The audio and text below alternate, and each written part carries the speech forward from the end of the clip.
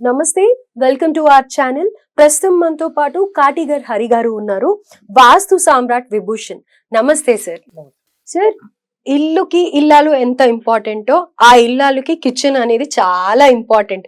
మీరు ఎక్కడ ఏం చేసినా పర్లేదు, కానీ ఒంటింట్లో ఎవరన్నా కొంచెం అటు ఇటు ఏమన్నా చేశారంటే గనక మా ఆడవాళ్ళకి ఓసిడి లెవెల్స్ ఓ రేంజ్ లో లేచిపోతాయి.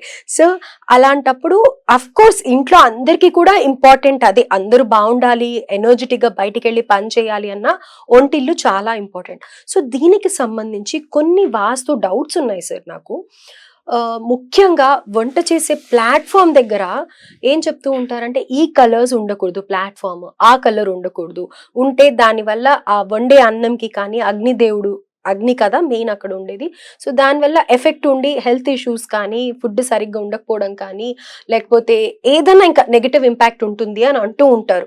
ఇంకోటి, ఆ ప్లాట్ఫామ్ సైజ్ దగ్గర కూడా ఆ ప్లాట్ఫామ్ ఎంత వరకు ఉండాలి, షింక్ ఎంత ఉండాలి, ఇలాంటి డౌట్స్ కూడా ఉంటాయి. సో ఇవన్నీ డౌట్స్ క్లియర్ చేయండి సార్. సో ఫస్ట్ ఒక డౌట్ చెప్పండి. ఫస్ట్ డౌట్, ప్లాట్ఫామ్ ఏ కలర్స్ లో ఉండాలి? ప్లాట్ఫామ్ అనేది ఏ కలర్స్ అయినా ఉండొచ్చు, ఏ కలర్ అయినా ఉండొచ్చు, బట్ కండిషన్ కావాలి. కండిషన్ ఏంటంటే ఒక ఇల్లు మీరు ఎలా కట్టారనేది ఇంపార్టెంట్. నేను ఒక ఎగ్జాంపుల్ మాట్లాడతాను. ఒక టెంపుల్లో ప్రసాదం వండారు, ఒక ఫుడ్ చేశారు, అది ఎవరు తిన్నా ప్రసాదం కిందకి తీసుకోగలుగుతున్నారు. మీరు మీ ఇంట్లో ఫుడ్ అదే వండి అదే టెంపుల్లో మీరు పూజ చేసినా లేకపోతే నైవేద్యంగా పెట్టినా అది ప్రసాదం కిందకి 50% కూడా పని చేస్తో లేదో గ్యారంటీ లేదు. రీజన్ ఏముండొచ్చు అంటే మీ ఇల్లు ఎలా కట్టారు, టెంపుల్ ఎలా కట్టారు. నేను ఒక సింపుల్ ఒక మాట చెప్తాను. మీకు ఎన్నో మెంటల్ టెన్షన్స్ ఉన్నాయి, మీరు డైరెక్ట్ టెంపుల్కి వెళ్ళి ఒక 10 నిమిషాలు కూర్చుందని మీకు ఏమనిపిస్తుంది? కొంచెం రిలీఫ్ వస్తుంది, ఏదో ఒక పాజిటివ్ ఎనర్జీతో పాజిటివ్ గా అయిపోతాం. రైట్. ఎందుకు అక్కడ ఉంది, ఎందుకు మీ ఇంట్లో లేదు? టెంపుల్ అంటే చాలా శక్తి, ఎనర్జీ ఇస్తారు, ఐడల్స్ ఉంటాయి, అందరూ పాజిటివ్ గా. ఇప్పుడు మీరు నా గురించి అంటే ఐ మీన్ పర్సనల్ గా మాట్లాడితే, మనం వెళ్ళేటప్పుడు ఒక ఆలోచనతో వెళ్ళాం, గుడికి వెళ్ళగానే ఆ ఎన్విరాన్మెంట్ కి తగ్గట్టు మనలో పాజిటివిటీ వచ్చింది. Right, correct. సో టెంపుల్లో ఆ ఎనర్జీ ఎందుకు జనరేట్ అవుతుంది అనేది ఎవరు కూడా పరిశోధన చేయరు. నేను టెంపుల్ ఆర్కిటెక్ట్ నేర్చుకున్నాను అండ్ బిల్డింగ్ ఆర్కిటెక్ట్ నేర్చుకున్నాను, రెండు నాకు ఐడియా ఉన్నాయి. టెంపుల్ ఎలా నిర్మిస్తారు, ఆ ఐడల్కి సంబంధించిన కొలత ఎలా తీసుకుంటారు, దాని లోపల గర్భగుడికి సంబంధించిన కొలతలు ఎలా తీసుకుంటారు, దాని పొడవు ఎంత, వెడల్పు ఎంత, దాని యొక్క కొలతలు మొత్తం ఎలా సెట్ చేస్తారు, ఒక టెంపుల్ నిర్మించడం ఎలా చేస్తారు, ఇవన్నీ నాకు తెలుసు, నేను ఆల్రెడీ నేర్చుకున్నాను. అయితే ప్రతి దానికి ఆ స్వామివారి నక్షత్రము, ఆ ఊరి యొక్క నక్షత్రము, కర్త యొక్క నక్షత్రం, ఎవరైతే ఖర్చు పెడుతున్నారో వీళ్ళ నక్షత్రాలు తీసుకొని అక్కడ గుడి నిర్మాణానికి సంబంధించిన కొలతను నిర్ణయించి ఆ గుడి నిర్మాణం చేస్తారు. అలాంటి ప్లేస్ మొత్తం ఊరికి సంబంధించిన నక్షత్రంతో సెట్ చేసినప్పుడు ఆ ఊరి లోపల ఉన్న ఎవ్వరు వచ్చి అక్కడ కూర్చున్నా వాళ్ళకి ప్రశాంతం అనిపిస్తుంది. పర్టికులర్గా కొలతలు ఉంటాయి. నేను ఒక ఎగ్జాంపుల్ చెప్తాను. మీరు దక్షిణ భారతదేశం మొత్తం తిరిగినప్పుడు ఒక టెంపుల్ చూసి ఇది కరెక్ట్ చేయలేదు, ఈ విగ్రహం కొంచెం బాగాలేదు, ఇది కొంచెం తేడాలు ఉన్నాయి, ఈ చేయి తేడా ఉంది అని మీ మనస్సుకు ఈ రోజు వరకు అనిపించిందా? పోనీ ఎవరైనా అట్లాంటి మాట చెప్పారు? ఎంత అక్యురేట్ గా చేస్తారంట, అబ్బా ఏం శిల్పులు ఉండే మన దగ్గర, ఎంత సూపర్ గా చేస్తారు అని మాట్లాడుతున్నాం కదా. అది ఎందుకు అంటే అప్పుడు వర్క్ మీద ప్రేమ ఉండేది, ఇప్పుడు వర్క్ మీద డబ్బు ప్రేమ ఉంది. అంటే ఫటాఫట్ చేయాలి, మాకు డబ్బులు వచ్చేసేయాలి. అది కాదు.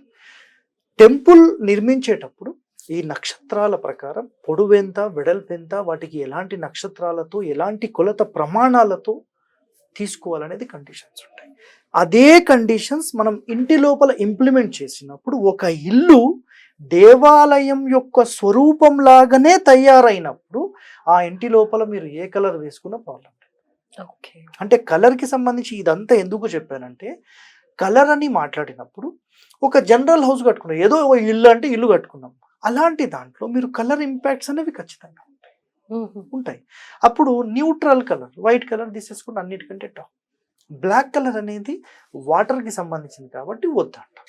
అగ్నిస్థానం కాబట్టి అగ్నిస్థానంలో ఎప్పుడూ వేడి ఉండాలి కాబట్టి ఆ వేడి దాంట్లో మీరు ఇట్లాంటి బ్లాక్ పెట్టినప్పుడు బ్లాక్ అనేది వాటర్ని సూచిస్తుంది కాబట్టి ఈ రెండు పడకపోవడం వల్ల ఆ ఇంటి లోపల ఎప్పుడు మనస్పర్ధలు ఉంటాయి అనేది ఇక్కడ కండిషన్. కాబట్టి Okay. కొన్ని కలర్స్ కొన్ని ఇంపాక్ట్ చేస్తాయి అనేది పాయింట్. బట్ ఏ క్షణం అయితే మనం దేవాలయం అని మాట్లాడుతున్నాం, మనుష్య ఆలయం మీరు కట్టుకొని చూడండి. మీ ఇంటికి ఎవరైనా వస్తే గుర్తుపెట్టుకోనండి, ఇది అందరి ముందు కూడా చెప్తున్నా, దేవాలయానికి మనం ఎప్పుడు వెళ్ళాలంటే మన ఇంటి లోపల సమస్య ఉంటే మనం వెళ్తున్నాం జనరల్గా. సో ఎప్పుడు వెళ్ళాలి అంటే మన ఇంటి లోపల శక్తి లేనప్పుడు మనం వెళ్ళాలి.